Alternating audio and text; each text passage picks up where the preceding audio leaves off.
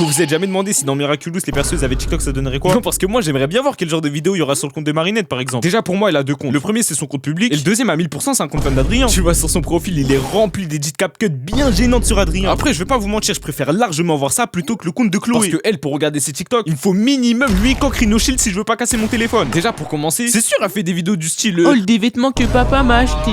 elle vit vraiment pour les caméras. En plus vous voyez sa pote là, Sabrina. Ça se voit, elle reste debout pendant des heures les bras en l'air pour tenir l'éclairage. Chloé a fait tous ses lives pour espérer un jour faire une collab avec Adrien. Sauf qu'Adrien il a pas son temps. Compte certifié, 10 millions d'abonnés. Tout comme moi en fait.